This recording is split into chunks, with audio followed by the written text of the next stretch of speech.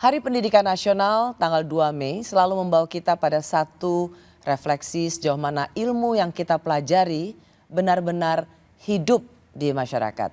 Pendidikan bukan hanya sekedar teori di ruang kelas, tapi harus menjadi ruang partisipasi yang hidup secara konkret. Saya masih bersama pendiri Presiden University, seorang pionir pengembang kawasan industri. Ia juga sosok yang banyak orang kenal sebagai seorang yang mencintai kebudayaan tanah air, Dr. Honoris Causa Setiono Juandi Darmono. Pak Darmono seorang pengusaha yang saya mendengar dan membaca buku-bukunya Pak Dar, Kampus Meretas Batas, Think Big, Start Small, Move Fast, Building a Ship While Sailing. Sebenarnya nanti saya mau tanya, building ship while sailing tenggelam dong, kan lagi sailing. Lalu bringing civilization together. Pak, jadi kalau soal pendidikan, kan pasti tadi Bapak lebih ke arah siap kerja.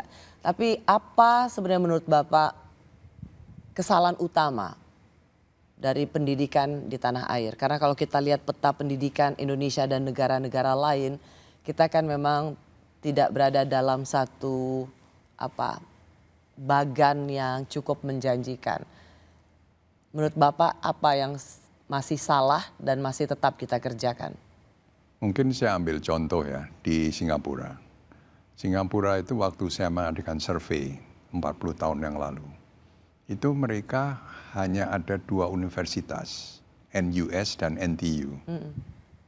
Yang satu ITB lah, yang satu UI gitu. Terus kemudian politekniknya ada lebih dari 25, 40 tahun yang lalu. STM-nya mungkin ada 150. Nah itu struktur yang mirip di dalam organisasi di industri maupun organisasi kemiliteran, ya. Pemerintah pun juga, di mana lulusan universitas itu tidak perlu banyak. Kita universitasnya 4.000 lebih. Nah sekarang betul Singapura tambah, tapi itu sudah dipakai untuk cari uang. Bukalah universitas baru untuk mendatangkan orang-orang yang ingin kuliah di Singapura. Tapi secara struktur saya kira benar. Karena universitas itu sebetulnya hanya anak-anak yang betul-betul pandai. Brain-nya itu bagus. Sehingga bisa menjadi scientist, bisa jadi researchers, menjadi educators yang bagus. Sedangkan politeknik itu dibutuhkan untuk mereka itu langsung kerja. Itu mereka kan 70% itu adalah skill, yaitu tadi magang. Yang sisanya yang sekarang baik vokasi lah gitu ya. Kan, vokasi, ya. Itu yang disebut professional stream.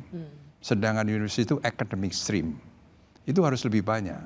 Nah, kalau STM itu lebih banyak lagi. Jadi istilahnya itu we produce chief, not many Indians. Padahal kita perlu lebih banyak so Indians. many chiefs, so little Indian. Betul. Nah, dengan begitu banyak universitas, jadi masalah. Cuman saya juga paham pemerintah punya kesulitan. Karena kita perlu mengikuti juga kebutuhan masyarakat.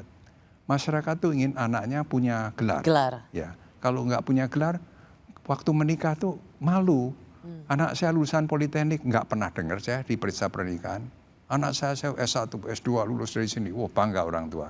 Karena itu yang membuktikan bahwa saya sudah melaksanakan tugas sebagai orang tua. Gak cuma para orang tua sih, saat ini pejabat juga senang banget ditulis panjang lebar. Profesor, dokter, padahal belum tentu juga kuliah benar. Betul. Ya, itulah, jadi saya kira ini perlu diperbaiki strukturnya, mengikuti kebutuhan pemakai. Oh, jadi Pak Darmono ini bukan orang yang overrated dengan gelar pendidikannya, yang pemuja gelar pendidikan yang berderet-deret gitu. Ya, ini pengalaman pribadi. Saya mau masuk ITB tahun 67 nggak diterima. Orang Magelang yang nggak sempat belajar bimbingan tes. Siapa rektor ITB waktu itu? Ya, nggak diterima. Akhirnya saya masuk Akademi Tekstil Berdikari. Baru umur 4 tahun masuk di situ. Fasilitasnya juga nggak banyak, tapi langsung diajak ke pabrik-pabrik. Jadi, ini pengalaman yang kemudian mengilhami Pak Dar tentang pendidikan kampus ya? Betul.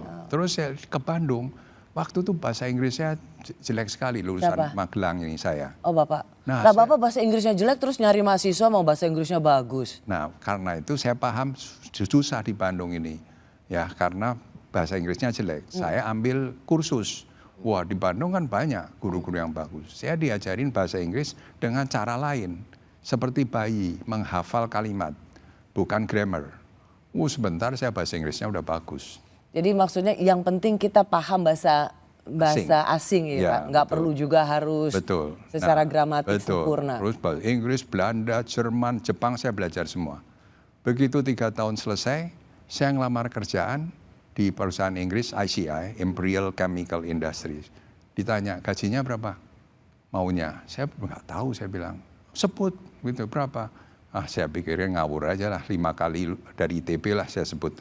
Diterima. 5 kali gaji anak lulusan ITB waktu itu ya, diterima. Kok mereka mau? Karena waktu dites, ini yang ngetes kebetulan bosnya sendiri ya, orang Semarang itu, Pak Tan tuh. Bapak juga asal Semarang? Saya Magelang. Oke, ya deketan lah ya. Ya deketan, tapi nggak kenal ya, nggak ada KKN. Ini untuk melenyapkan prasangka kroni. Betul. Tapi dia langsung dia tes bahasa. Kedua, latest technology. Nah saya tuh tiap hari ke library-nya Institut Teknologi Tekstil Bandung yang punyanya pemerintah. Komplit itunya. Terus saya ambil kursus buat anak-anak SMP sama mandor pabrik 1 tahun. Belajar menenun, belajar mencelup. Jadi tangan saya ini terampil. Jadi waktu ditanya, teknik mengerti, skill juga bisa, bahasa Inggris bagus, Belanda juga bisa. Nah langsung diterima, yaitu mereka ambil standar saya seperti lulusan dari Belanda, Jerman. Gitu. So moral story-nya adalah? Moral story-nya adalah bahwa pendidikan itu harus komplit, yaitu character building, ya, kemudian skill sama knowledge. Jadi kita harus belajar knowledge di kuliah, dari baca buku, dari mendengar seminar-seminar, tapi skill itu harus dipelajari dengan praktek. Nah, kemudian build karakter, habits and attitude. Nah, ini yang harus ditanamkan kan sebetulnya dari SD. Iya, tadi, ya. Karena saya baca bukunya Pak Dar itu building karakter di kampus juga menjadi bagian yang utama gitu.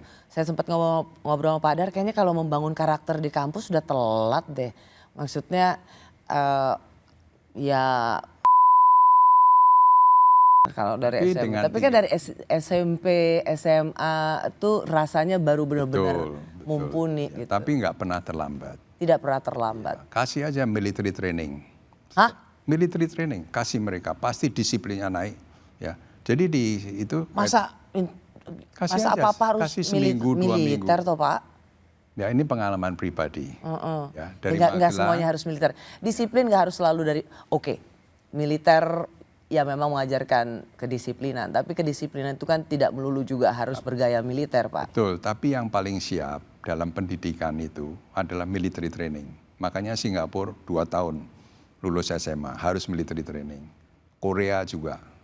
Nah itu memberikan fundamental untuk anak ini menjadi disiplin dan berani. Ya. Jadi ya itu kan anak-anak Indonesia ini kan siap izin gitu. Nah itu hasil dari tadi agak militer. Iya betul, tapi it's not bad lah. Oke lah. Daripada cuma manggut-manggut geleng-geleng kepala. Tapi nggak ngerti apa-apa. Nggak ngerti apa-apa. Pak, jadi tadi kembali ke pertanyaan saya. Apa kritik mendasar tadi? Jadi maksudnya karena hanya teori yang dijejalkan, bukan skillnya. Jadi di dunia kampus, gitu kan? Karena kalau Bapak tadi bilang udah dari tingkat pertama mereka harus diceburin untuk langsung melihat seperti apa situasi suasana dan kerja. Bekerja. Ya. Dan memang Pak, kalau kita refer ke negara maju, misalnya kayak Prancis gitu, mereka ya kalau sekolah Sorbonne itu dianggap oleh mereka tuh ya sekolah buat mahasiswa internasional, terkenalnya gitu. Tapi kalau buat yang masyarakat di sana sendiri ada sekolah lain, sekolah bisnis terbaik yang lain. Jadi ya sekolah ekonomi atau bisnis ya sendiri. Nanti sekolah yang memang mau teknologi yang teknik yang berbau politeknik gitu. Jadi memang sudah diarahkan di kampus diajarkan sesuai dengan teori dan skillnya yang memang sejalan dengan yang dibutuhkan oleh dunia kerja. Betul. Dibandingkan kampus kita yang semuanya tuh serba ada, Tapi ya rasanya lebih kepada teori dan tidak menyiapkan seperti apa dunia kerja nantinya. Gitu nggak sih kira-kira Pak? Ya, itu ada benarnya. Jadi misalnya tahun 93 Pak Wardiman, Menteri Pendidikan kan mengatakan link and match. Ya. Nah, link and match itu sulitnya adalah bagaimana kita tahu apa yang bakal dibutuhkan industri. Maka kalau di dalam kawasan industri, itu anak-anak magang itu sudah langsung bisa sesuai link and match-nya. Dan anak-anak itu kalau nggak cocok sama dia punya keinginan, dia bisa pindah ke pabrik lain. Oke, Pak sorry, Pak Wardiman waktu itu kan Menteri Pendidikan. Itu tahun berapa Pak? 93. Bayangkan Pak Wardiman aja tahun 93 sudah memikirkan link and match. Betul. Dan sekarang Pak, tahun ini udah berapa puluh tahun kemudian, kita masih punya persoalan tentang link and match. Bagaimana pendidikan di dunia kampus itu tidak melulu sejalan dengan apa yang dibutuhkan oleh dunia kerja.